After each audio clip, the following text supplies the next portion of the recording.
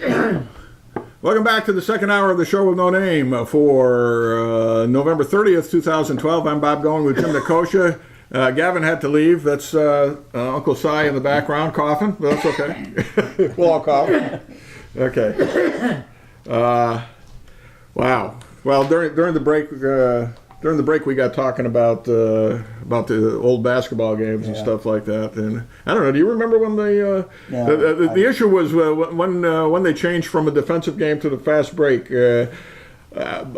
My dad went to Siena, and they had real championship teams. I think they won like the NIT and stuff in the early '50s. And Dan Kuna was the coach. It was like an all Amsterdam team. All Amsterdam team. Jake Labatt and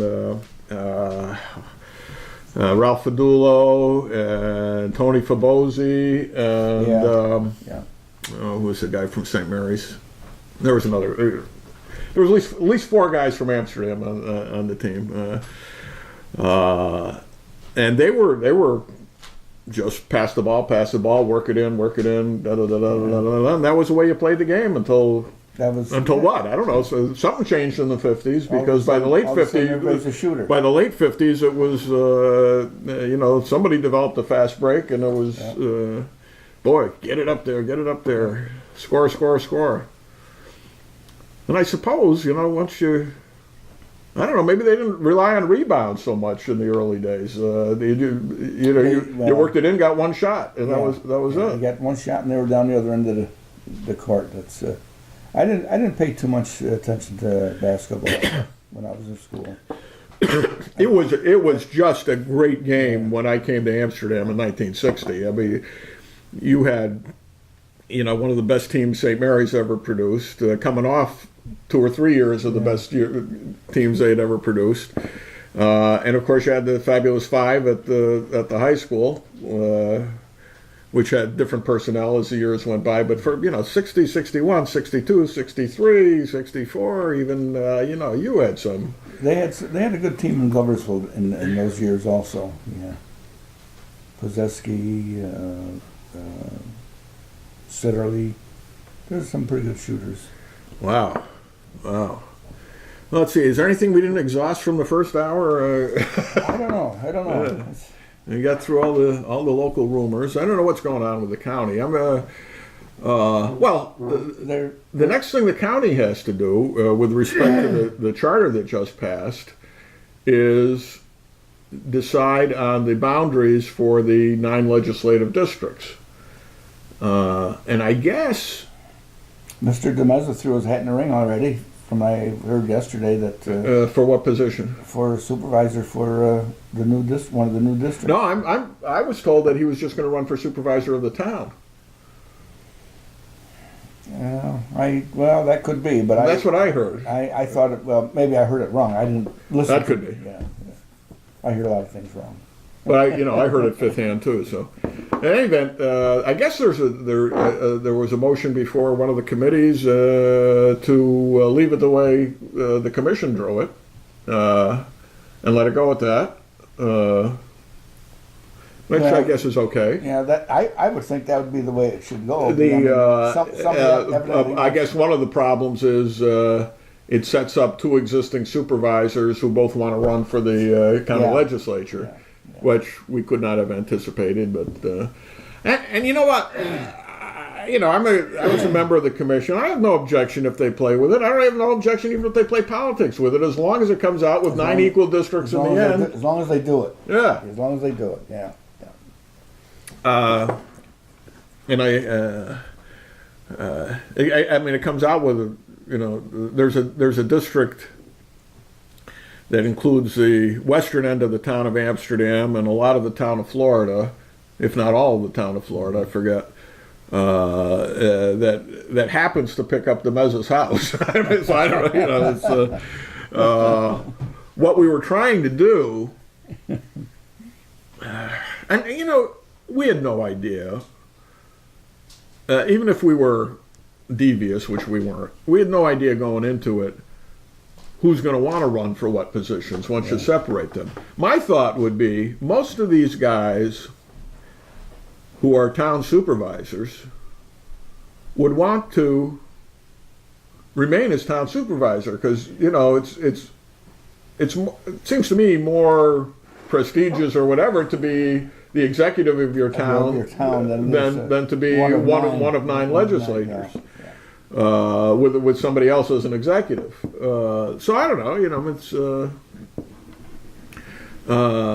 well, there's whenever you do something like this, there's always the naysayer, the guy that. Well, there's always another way to look at it too. I mean, we looked at everything from 7 to 11 or 12 members, how it would come out, what mathematically.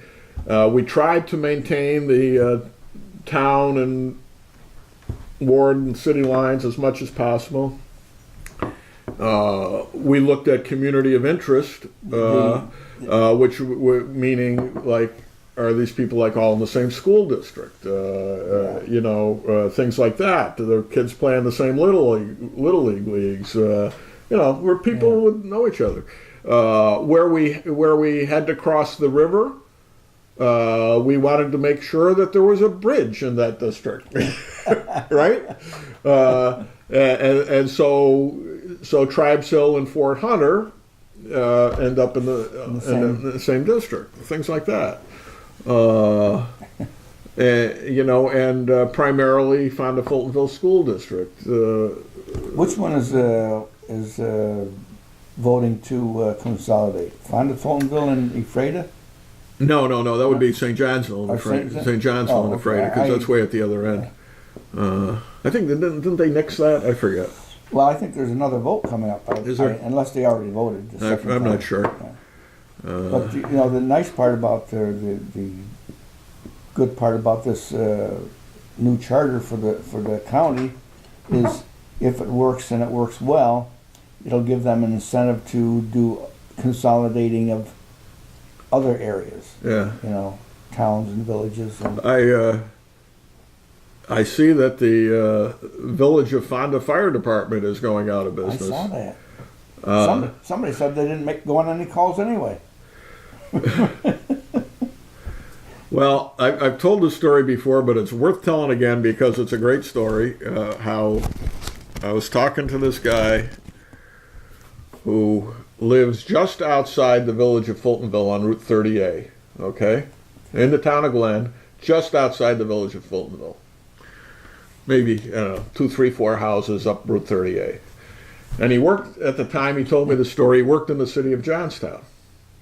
And he says to me in a coffee shop one day, he says, every morning I get up and go to work. It's about 5 miles to go from my house to where I work in the city of Johnstown. He says, and I live in the jurisdiction of the Town of Glen Fire Department. He says, on my way to work, I pass through the Town of Glen Fire Department District, the Village of Fultonville Fire Department, the Village of Fonda Fire Department, the Town of Mohawk Fire Department, the Town of Johnstown Fire Department, and the City of Johnstown Fire Department. He says, everyone fully equipped with trucks and communications equipment and everything else. And he says, there's 6 departments in 5 miles. And they all get funding. Which is... there was something, I didn't read the article in depth, so I could be wrong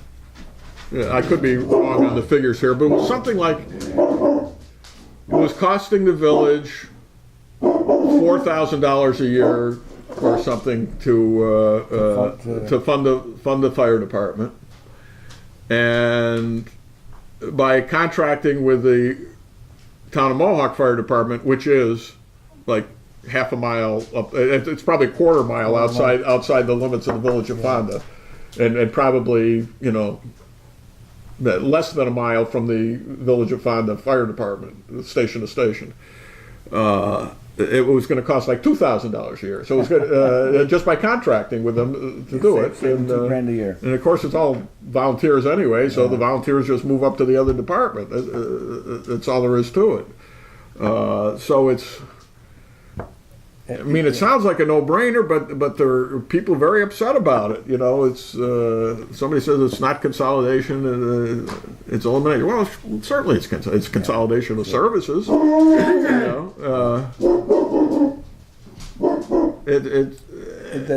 those problems, those controversies will never ever get solved. I don't believe. There's always going to be. There's some conflict. Yeah, I mean, it's never going to be without conflict, I guess. Well, right. Anytime you try to change anything, that's why I'm still shocked that the county charter passed the way it did. Yeah, I think a lot of people were shocked. I know some of the people, some of the supervisors were shocked. They were sure that they just by putting it on the ballot, it was going to kill it forever. And they're still teed off. Yeah. Yeah. So, as a matter of fact, some of the people who are supporting leaving the districts the way we drew them are doing it to spite the two guys who are going to have to face each other if they both decide to do that. Then we get, of course, the next question. Then I guess this is the Demeza group again. Of course, you remember Demeza's phony letter to the editor where what it's going to cost. Well, now he's going to try to make it cost that much by introducing budget resolutions that will. They're talking about a crazy figure for it's like $140,000 a year for the executive for his salary. That's insane. Another 70-80 for an assistant, something like that. Oh yeah. He made it sound so bad that if they. There's no reason for them to make that position more than 70, I think. And even then, I think if they made it at 60, they'd still get some decent people to run for it. Probably. I mean, you're not going to get some guy from, down in New York or New Jersey who's getting paid $150,000 now. He's not going to want to come up for 60 or 7, but there's a lot of people capable in this area. Right. We'd be happy to take it. Yes. And they raise the argument that the executive needs to get paid more than all the department heads. Nonsense. No, baloney. That's absolutely baloney. Your department heads should get paid more because he's supposed to know more about his job than the executive is. Yeah. And look, all you have to do is look at the city of Amsterdam. The mayor gets a decent salary. Yes. 55 or something like that. For this area is a decent salary. That's pretty good. But there are 60 people in the city, 60 city employees who make more money than the mayor. But they're working the overtime. Or they're the department heads or whatever. And they have more responsibility. Civil service and really more responsibility. You're right, on an actual day-to-day basis. Yeah. Right. And you can do it, and it works. So don't tell me you have to pay the executive money. No, you don't. See how it works out first before you start going crazy. You put the offer out there at $60,000, 65, and see what happens. Now who? Yeah. Now you say who's going to run? Well, you got several supervisors that are capable of running, or I shouldn't say capable of running, that will run. Who have the qualifications? Yeah, they're alive. Yeah. Yeah. Supposedly have the qualifications because they've been in managerial positions before in municipalities, and which doesn't make them capable of running a county, maybe a town. Yeah. Well, we'll see. We'll see what shakes out. It'd be a shame if the old crony crew came back in after we did all this, but that's what the people want. I guess they had a meeting with the ADA board, the city ADA board. Speaking of the crony crew, yeah. They're reevaluating their goals again?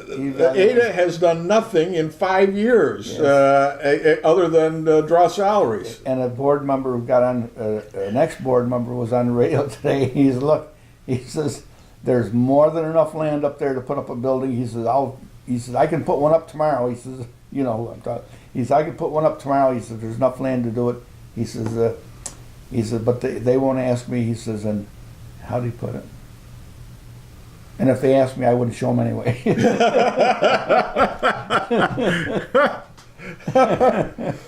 An ex-member or an ex-director are we talking about? Ex-member. I don't think he was ever a director. Yeah. I don't think he was ever a director. Yeah.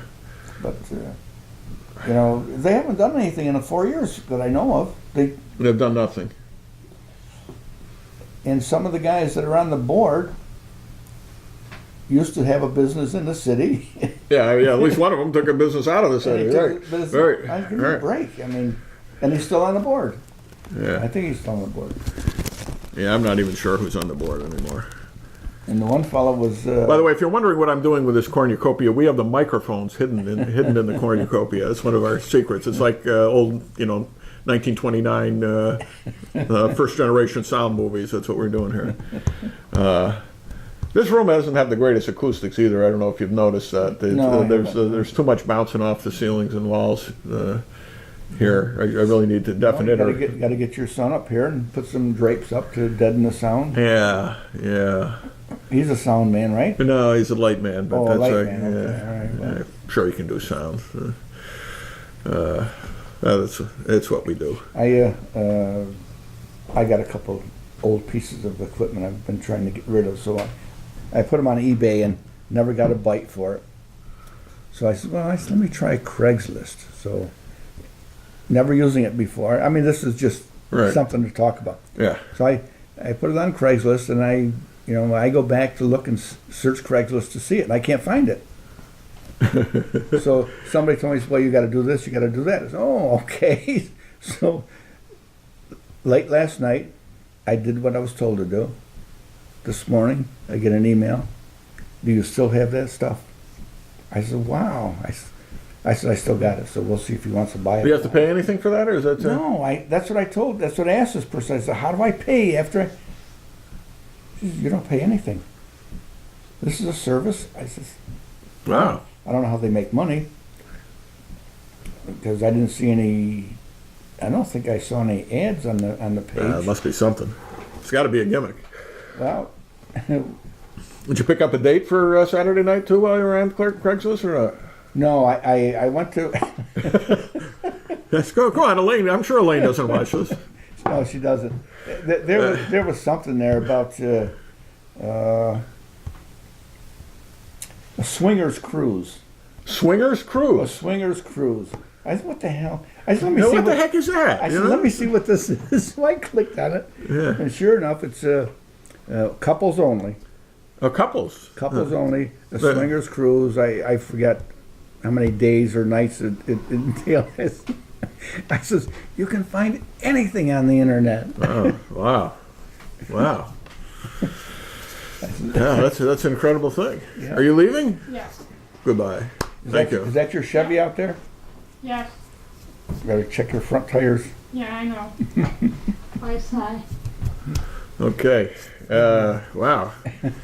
So, Jamie's on Craigslist all the time getting all this stuff for his building projects and stuff. All those bricks, I think, came off. No, I don't know if the bricks came off of Craigslist, but a lot of his building materials come off of Craigslist. Yeah. I got a couple other things that, if this thing goes, I got a couple other things I'll put on. So what kind of equipment are you talking about? I have a Commodore computer. Oh, wow. With 64 or 128? No, it's a 128, I think. Okay. 128, an old one, a business job. Okay. And two floppy disk drives, a monitor, the keyboard, and a pile of floppy disks for programs and different applications. I put it on eBay, and I never got a bite. I put it on for $1 with a reserve. Never got a bite. Cost me, I don't know. I forgot what it cost me to put it on there, but I said, well, let me try Craigslist and see what happens. So you actually got money for it? If the guy wants it, yeah, he'll pay me. I put on there $200. Wow. He wanted to know if I still got it, so evidently $200 wasn't too much. Wow. I think I had seen one on eBay a couple years ago for something like $450. The same thing. I can't believe anybody would pay that kind of money for They it. have clubs. Yeah, okay. They have clubs. Well, I got one in the attic. I think it's a Commodore 64. It had some interesting features for its time because it was color for one thing, which was unusual. It had RCA output, so you could just plug it into a regular color TV. And I used it. I used it to primitively do some fancy stuff for Gina D'Andriano's wedding. Really? I wrote a little program. That had the letters moving around to spell Gina and John, and they were just kind of like marching across the screen. Yeah. And I was able to plug that in directly to the VCR. And so record that, and that was the front end of the video. And then of course I'm splicing scene by scene from one VCR to another. Unlike the way I do these shows now, with it's all software. You go boom, boom, boom, boom, boom. Cut this, cut that. You're done. But in those days, it was almost like splicing tape. I'd have two machines set up side by side, and I'd clip it here and clip it there. But the Commodore allowed me to do some fancy special effects just by writing some simple programming in BASIC. I wasn't into computers at the time, but I had one on my desk at work, and never used it that much. There wasn't much to use it for. So they had one that somebody donated to the business, and they used it for probably a month or so and decided that they wanted something better. So they're going to give it away. So I said, I'll take it. So there was 5 people that wanted it. So they put their names in a hat. They drew the name. I won it. So I took it home and I hooked it up. I got it all set up, and I don't think I ever used it. I don't think I ever used it. I packed it up, put it in the garage, covered it all up. Oh, and it also has a tractor printer. Oh, yeah. A tractor. Right. I think I've got a ream of paper for that Really? up in the attic someplace, or maybe in my office. I forget. So that's interesting. I got to see when I go home, see if I answered him this Chances morning. are the printer ink is probably a little dry at this point, and it's probably hard to find a ribbon for it. But, well, I went on the internet to find the ribbons for the Atom, yeah. and there are ribbons. It's Is that that's amazing? Yeah. That's, but I've got several ribbons and in original boxes. Yeah. For the Atom. Do you have an Atom? Yeah, I got a couple. Really? Yeah, got a couple. I've got in the attic. I got the Commodore 64. I might have a Timex Sinclair, which I think you had to, every time you used it, you had to program it. I don't think there was any recording device. And I remember my little brother used to have it. So I may not have it. Maybe he's got it. And he would actually have his program all listed out, and every time he wanted to play it, he had to type in the program and then run it. I mean, it was. But it was like this, it was like the size of a calculator. I tell you, I loved the Atom. That was a major advance technologically. It was at the time, it was the best computer on the market. And what I liked is that it was a printer. Right. It wasn't laser or all right, this. Right. It was an actual keyboard printer. Yeah. I thought it was great. I loved it. When the Atom came out, the whole thing was the whole unit was the price of what you would pay for a printer at that time, which was about $400, and it was color. It played the ColecoVision games, which were already available. It just came out a little bit too late. It had a couple flaws. Well, one of the things was they announced it before they had actually created it. Well, it was at Christmas time. Yeah. So they wanted to sell as many as they could at Christmas, and they shouldn't have because it wasn't perfected yet. Yeah. But the one I had, the two that I've got, the one I think they both work. I'm sure one of them works. The one that I've got stored. But I've got a chip. I knew a guy that worked at Coleco. You put it in the game slot. Yeah. and it allowed you to copy any of their programs from the game slot to a disc or a tape, the cassette tape. Because there's no way to copy it. But this thing had a program, so that came with the one computer I bought from a guy. So I used it a couple times, but that's probably more valuable than the computer itself. Wow. Wow.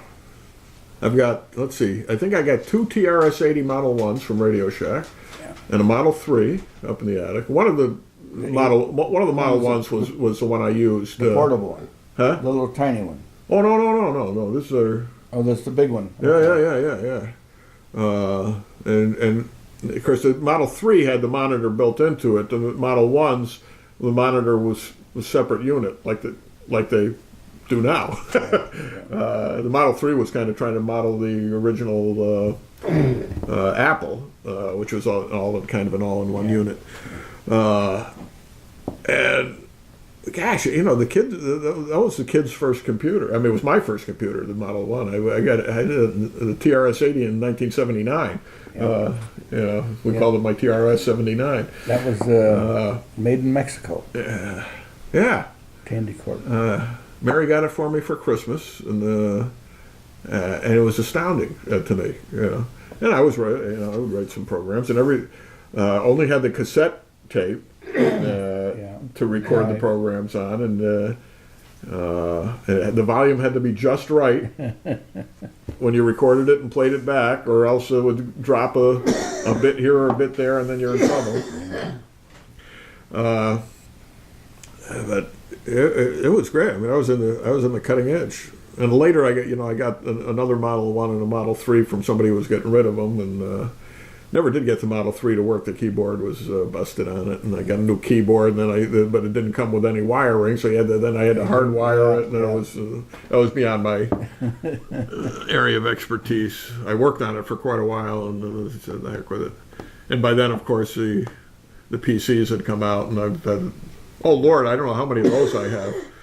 Or some version of them, a Radio Shack version, and a couple of generic ones, and I've probably got 5 of those up there. So. I never really got into computers. I've got one on my desk, but my email, and I keep my business records on it, and that's about it.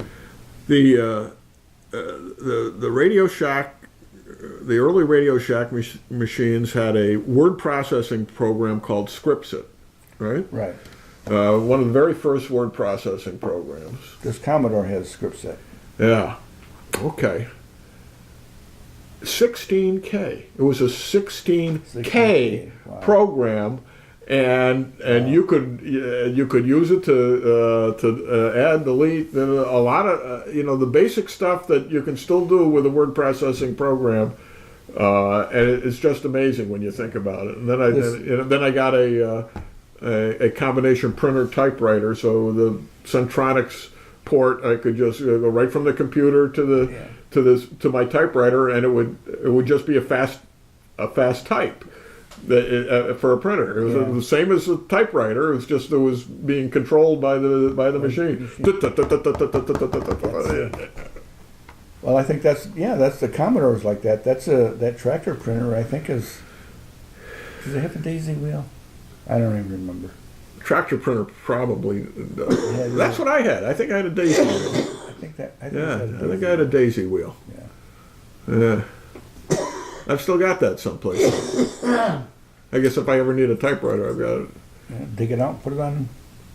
How am I use it again? I don't know. So I got a lot of junk in there that I got to put on Craigslist. I got an old, and that's an old one, a tube model tape recorder. Wow. Tube model. Yeah, I think it's. Is it a Sony? Sony. The thing is heavy. When I stored it, it was working, and it was working good. Again, I saw it on eBay for $400. Somebody paid for one. Wow. I says, well, because it's so much better than the transistorized. These things were great machines, and this is a professional machine. Yeah. It's so I'll put it on. I'll put it on. See what. You know, as clever and advanced as the transistor stuffs are, they never had the sound that the tube models had. No, it doesn't. Well, I remember an old tube radio I had. It had a built-in 70. That's how old it is. It had a built-in 78 record player. But I never had a radio that had sound as good as that old tube set. No. That's why the tube sets are valuable, because especially the sound men, they want those tube amplifiers. Yeah. And I've got one in the I got one in, it's a Seaberg 100 it's called. It's probably as big as that chest over there. 2 doors on the front, you open it up and down on the bottom is a radio dial. On the side is a great big mechanism for records. Yeah. And you can program this thing. It was working when I got it. Okay, that was 30 some years ago. Yeah, right. But I used to collect old radios, so I needed a tube, so I took a tube out of the amplifier. And I never replaced it. So the only thing wrong with this thing is that tube missing. Needs a 12AU7. Huh? I wish it was a 12AU7. Yeah, because those are easier to come by. Yeah. So maybe I'll put that on. I had one guy come look at it, and he wasn't interested. It's called a hideaway because it doesn't have the big globes and everything on it. It's one you put in a closet for background music. Yeah. So he wasn't interested, but he said, "But if you got the speakers," he said, "I'll buy the speakers." And I said, "I'm not going to sell the speakers unless I sell the unit." Right. Well, maybe you ought to find that tube you took out, and I should move it out and see what the tube is. You can probably pick one of those up someplace. Well, they're getting expensive. They're getting expensive, the tubes. Boy, oh boy! I was watching. I don't know. It's almost addicting, that pawn shop. The Pawn Stars show. Yeah, I watch it. It's so well done, you know, and they've got so many episodes that even if you've seen it for a second or third time, it's. I watched. But they had one where a guy brought in a sound machine, and I recognized it immediately because someone had asked me about a similar one in a picture. And I thought it was a rocket launcher, so a World War II picture, okay? Because that's what it looked like. It looked like it was a multiple rocket launcher. It had I don't know, they had a matrix of holes set up. And what it turned out to be was a beach speaker for when the beach master would be ordering people to bring the supplies over here or this here, or you go here or you go there. And so what it was a giant speaker, and I think each one of these holes was was a separate speaker or something like that. But so the guy brings it in, and it's got a big old tube amplifier with it and stuff like that. I don't think they took it ultimately, but it was a weird looking device. But that's I watched the pickers the other day. Yeah. And the prices these guys were paying for some of this stuff. It's kind of shocking, right? Yeah, because that's wholesale. Oh, jeez. Yeah. He bought an old car. I think he paid $11,000 for it. Whoa. The guy wanted 20, and they dickered until he got down. Then they got down to 11 and 12, and they flipped a coin for the difference, and the picker lost, so he had to pay the 12. But it was an original car, an original race car from somebody, and I even forgot all the details. Richard Petty. Wasn't it a Richard Petty car? Maybe not. It might have been. It might have been, but some of the prices they were paying for. He had a hood ornament. He paid $50 for a hood ornament from an old car, an old Dodge, I think it was. He had the Ram. Wow. Well, of course, hood ornaments kind of got outlawed after they didn't get outlawed, but people were getting sued over them because of one case where car hits a motorcycle, The guy gets impaled. the guy gets impaled on the hood ornament. Yeah, yeah. The guy goes flying and ends up getting impaled on the hood ornament, and they end up suing Chrysler or whatever and collecting. And as a result, those great old hood ornaments disappeared. By the wayside, yeah. For a while, and I don't think it's true anymore, the Dodge Caravans had little hood ornaments with a spring attached, so that if anybody hit it, it would bend over or break. You know. Yeah. But yeah, I mean the old one with the papers. Yeah. It's amazing what those pickers find. They go into some guy's barn. The guy's got barn after barn after barn of stuff. I just collect this stuff and put it in. I mean, where do the guys get the money from to collect all this stuff? I know. I mean, the one guy had.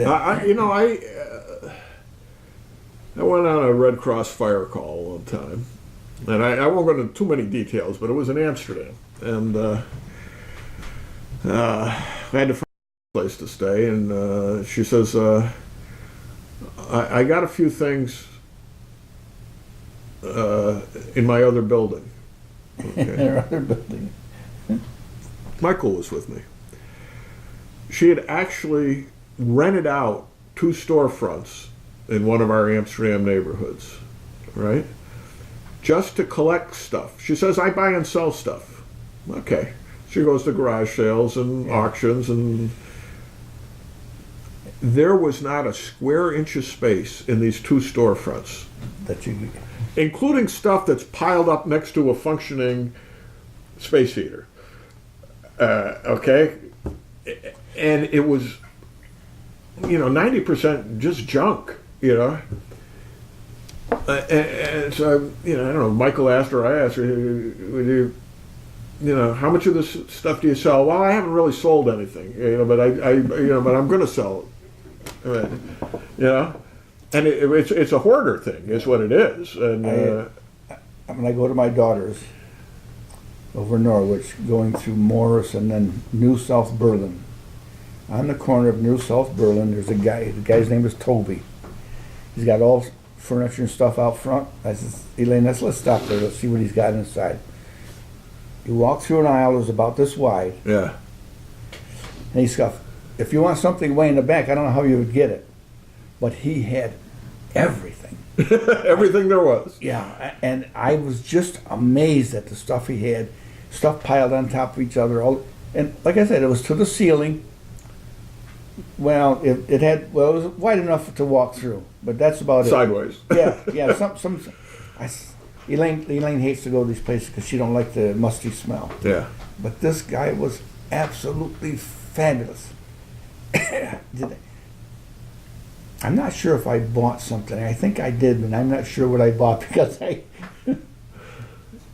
my daughter's bought stuff from him before, but Toby's, right across from a gas station, and you go by there on a nice day, and he's got tables and chairs and a big barrel with the tools hanging out of it. Some of the stuff. I love those old junk stores. I tell you, I can't. Some of the stuff you would swear has got to be thrown out, but it's amazing what people will buy. I know when when we moved the Walter Elwood Museum the first time, we came up with boxes of stuff that people had just. They were not museum artifacts. They were just people who were cleaning out their attics and brought them down, and somebody or other had taken them over the years. Well, we had a lady who had an eBay store, and she took care of this stuff for us. And I forget what we got, but she was selling stuff at a pretty good clip for a regular. Yeah.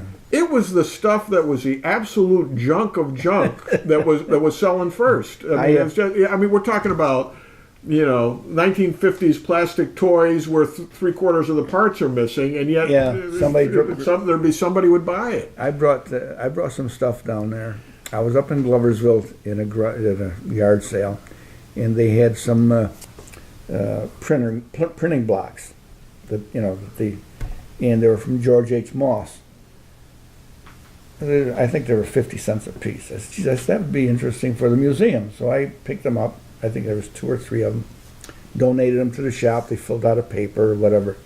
And then I was remodeling my back porch. And above one of the rafters, there's a fly swatter. It was a piece of regular screen stapled to a stick that had an advertising on it. The advertising was for, I think, a coal company. But it was printed, and I brought that down there. I don't know if they ever kept it. I think so. That sounds familiar, and I think that's one of the things that survived the flood, actually. Really? I'm pretty sure. Yeah. Pretty sure. So I brought that down there. I said, what am I going to do? I says, if I keep that old advertising stuff is interesting. Yeah. It's, I think it was a coal company on the stick. Yeah. Somebody came in one day with Walter Going Insurance Company calendar or something. Telephone number 20. That's the truth. I'm pretty sure. I think that's exactly correct. It was, telephone number 20. I had a tub for an old washing machine. It was a galvanized tub. I got rid of one of those. I went down not long ago. I said, you want one? You want this thing? I didn't bring it down. I told them what it was. And I said, if you want it, you can have it. I said, if it's not, it's going to go in the garbage. Well, they decided they didn't want it, so it went on the curb. Because I think we already got another one. Is the reason. Yeah, I tossed one during one of those cleanups not that many years ago. Came with the house, actually. Yeah. Yeah. It's interesting what you can find at garage sales and junk stores. It's amazing what people will buy. Yeah. Well, one man's junk is another man's treasure. Yeah, that's right. That's right. My daughter's got it she's got a vaulted ceiling, and up on the top is a weather vane rooster, which was probably worth some money. You can see a couple bullet holes in it that my son-in-law got when he was fooling with antiques. So they used to have it sitting in a corner when they bought this house. They put it up there. No, that's right. It's classic American folk art. Yeah. And she had an old frame above her fireplace. It's a fake fireplace, but with the gas on the mantle. An old frame, no picture. It's just a frame. So, I went through a box of pictures from the attic the other day. So some of them I posted on Facebook. I found some pictures from the service flag parade from 1942 when they had this giant service flag that flew over Main Street for the duration of the war, and the dedication of the 8th Ward Memorial in 43. Gavin, of course, had to top me by having the program from that day that he was quoting from. Yes, this was November 1943, and the speakers were someone's. Okay, Gavin. Well, yes. Can you top this? Anyway, in the course of going through these photographs, and these were all Nichols family photographs. It was my father's stepfather. And he wasn't really a stepfather. He was married to my grandmother because my father was already married before they got married, so it's not like he ever served as his father, but my father's stepfather. Anyway, he was the only one of like 7 kids in that family who ever got married. And, like 8 or 9 estates later, I end up with all this stuff, okay? And there's nobody left. There are some children of cousins of his that are still alive that I actually saved this box of pictures for, and then I never, every time they called and wanted to know where the box was, I didn't know where the box was, but now I found it and I don't know where they are. But there was a series of photographs over the years taken in the living room downstairs on McCleary Avenue, little portraits that you get dressed up going someplace, and they all had in the background this big framed glass painting. What it was is the painting was actually painted on the glass itself. It wasn't behind the glass. Oh, it was on the the front. glass itself, it was painted on the back of the glass. And it was a beautiful, moonlit night and stuff like that. Da, da, da, da. Well, I've got that in my basement. Really? Yeah, except that years ago somebody bumped into it, broke the glass, and the painting went. So all I got left is a frame. And every time I look at one of these pictures, I say, "Oh my God, what a." Yeah. And it wasn't me that bumped into it. I don't remember who did, so I don't know who to be mad Well, at. whoever it was not going to tell you. No, I don't remember now. It was probably one of the kids. I don't know. I mean, it was years and years and years ago. Maybe it was the wife. I don't know. We've got an umbrella stand in our hallway. Beautiful green, figures on it, all Yeah. nice carved. Yeah. I come home one day. It was in there for years and years and years. I think it was Elaine's grandmother's. We come Wow. Home, yeah, we come home one day and just for anything, she put an umbrella in there. The thing falls apart. Well, The kids have broke it, and they pieced it together. Oh, so you wouldn't notice, huh? So we have no idea how long it was broken. But It could have been decades. Wow. See, Frank Napick passed away the other day, Yeah. who I didn't know personally, I don't think. And I was shocked to see that he was alive, because it was like the day before he died like the day before his 96th birthday, I Yeah. think. And what was really strange for me was that the day he died, I had written about him for my book. really, Honest to God. that's the day. Yeah, Yeah. think I read that. I think I read that on your blog. And I had no idea that anybody was still alive from the group that left in 1940 to go to war. And he was one of those. He was not in our Company G. He was in Company M out of Gloversville. So he was with all the guys you knew. Yeah. There were 3 or 4 guys from Amsterdam in the Gloversville National Guard. I sort of think maybe the reason was that his brother, Boleslav Napick, was the first sergeant here. He probably didn't want to be under his first brother, under his brother, maybe. I don't know. I'm just speculating. I'm just speculating.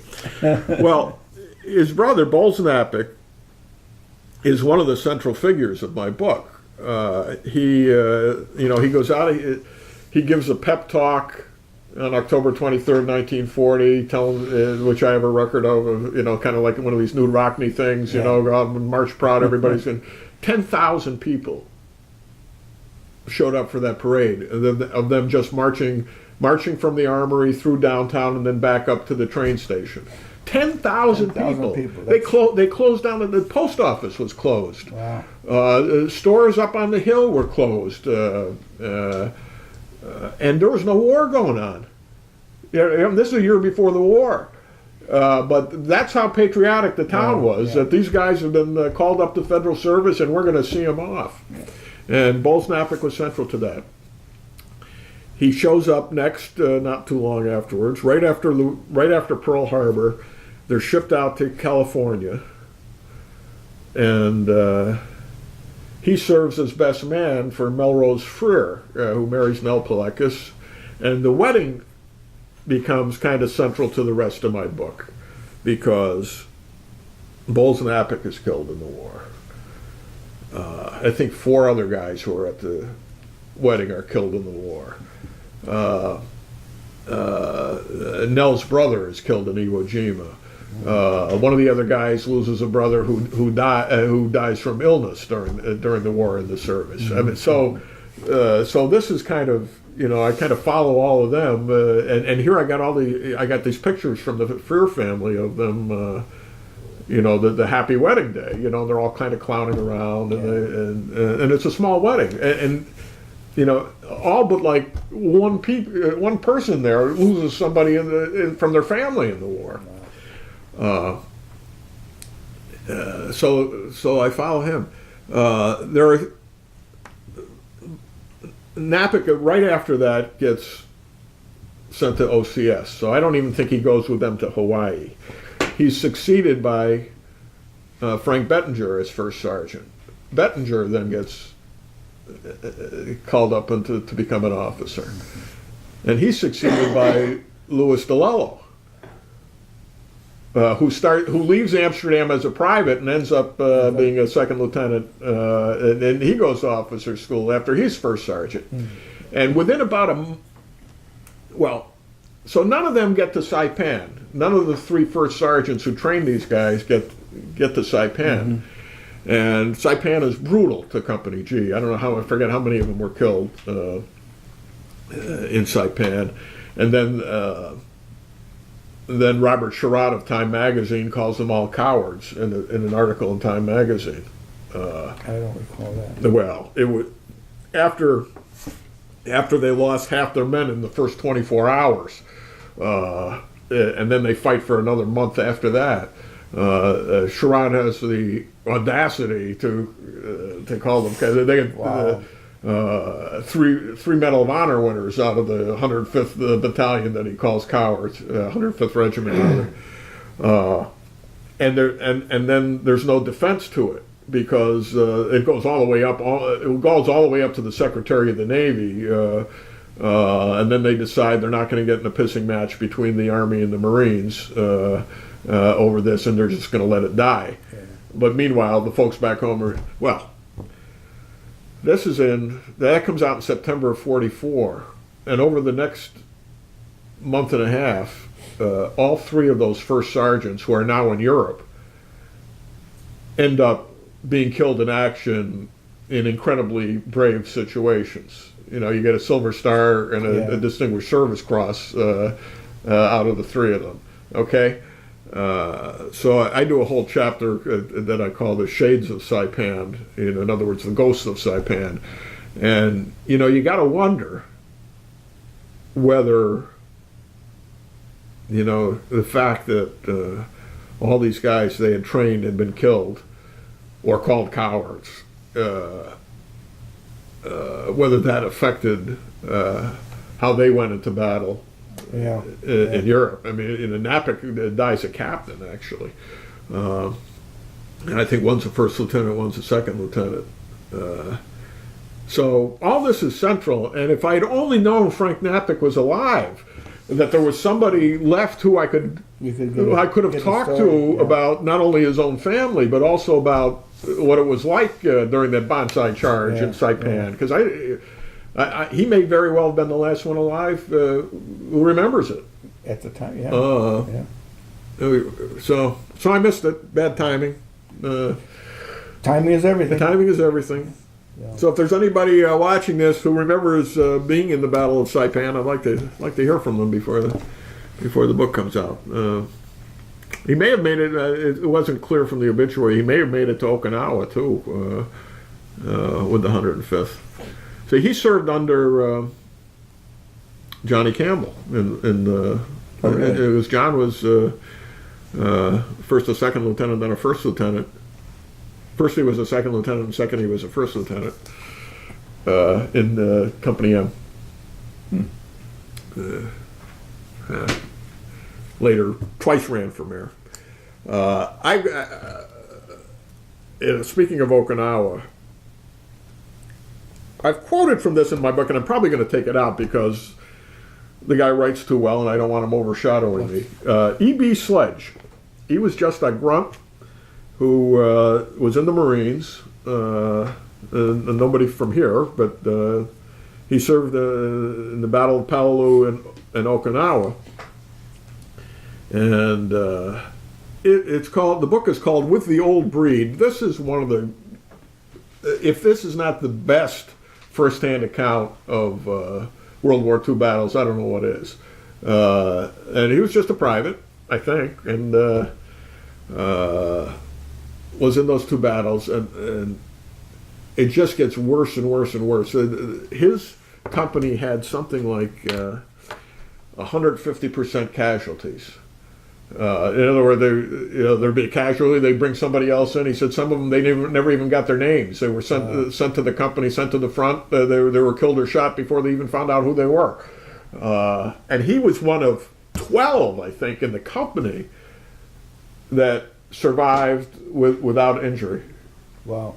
12 out of the whole company? 12 out of like 250, because maybe even more than that, because they kept coming in and going out. Yeah, just amazing. With the old breed. It's called With the Old Breed, and the old breed was the guys from World War I who were still training them in World War II. This was part of that Pacific series that was made a couple years ago for HBO that was kind of like a sequel to Band of Brothers, only from the Pacific point of view. So I've never seen that series, but this part. Anyway, day after day, it rained for like a solid month. Yeah.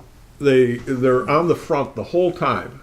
Okay, in other words, they're right there. They're getting shot at constantly.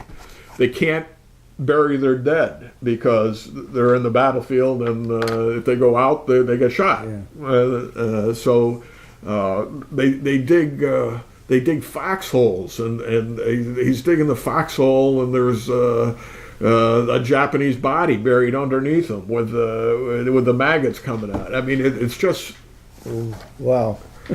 Oh, and. Then they have to go. They go through the nights, and everyone's. One of these battle flares will go off and light up the battlefield, and they suffered, I guess, what we would call shell shock, or they called then shell shock. It's amazing that there were almost as many people as were wounded in Okinawa, and it was a huge number. It was a brutal battle. There were nearly as many who suffered from psychological disorders as a result of that, and they just go nuts on the line, to use a phrase. Yeah. Some guys had just had enough, and they just stand up and march toward the enemy. Or one guy they actually. They had to kill their own guy because he was giving away their position because he wouldn't stop screaming.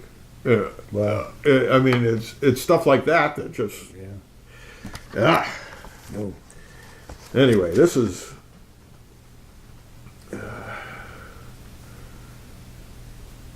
Yeah. The longer we stayed in the area, the more unending the nights seemed to become. I reached the state where I would awake abruptly from my semi-sleep, and if the area was lit up, note with confidence my buddies scanning the terrain for any hostile sign. I would glance about, particularly behind us, for trouble. Finally, before we left the area, I frequently jerked myself up into a state in which I was semi-awake during periods between star shells. In other words, the ones that light up. Yeah. I imagined marine dead had risen up and were moving silently about the area. I suppose these were nightmares, and I must have been more asleep than awake, or just dumbfounded by fatigue. Possibly they were hallucinations, but they were strange and horrible. The pattern was always the same. The dead got up slowly out of their waterlogged craters or off the mud, and with stooped shoulders and dragging feet wandered around aimlessly, their lips moving as though trying to tell me something. I struggled to hear what they were saying. They seemed agonized by pain and despair. I felt they were asking me for help. The most horrible thing was that I felt unable to aid them. At that point, I invariably became wide awake and felt sick and half crazed by the horror of my dream. I would gaze out intently to see if the silent figures were still there, but saw nothing. When a flare lit up, all was stillness and desolation, each corpse in its usual place. Wow. Wow. God. That would make you crazy. Yeah. Make it, This is a guy who didn't go crazy. Psychologically. Yeah. I mean, he talks in another section, where there was like one guy who was dead, who was just sitting there facing him, staring at him with a gun across his, and every time the flare goes off, here's this guy staring at him. Oh, God. Yeah. Can't imagine. Yeah. Can't imagine. Yeah. And that about does it for this hour of the show with No Name. I hope you enjoyed our ending. I'm Bob Going with Jim Nikosha, and we'll be back next December. Whatever it is, December 7th, I guess, next week. Well, I guess we'll have something to talk about. Yeah. With more of the show with No Name.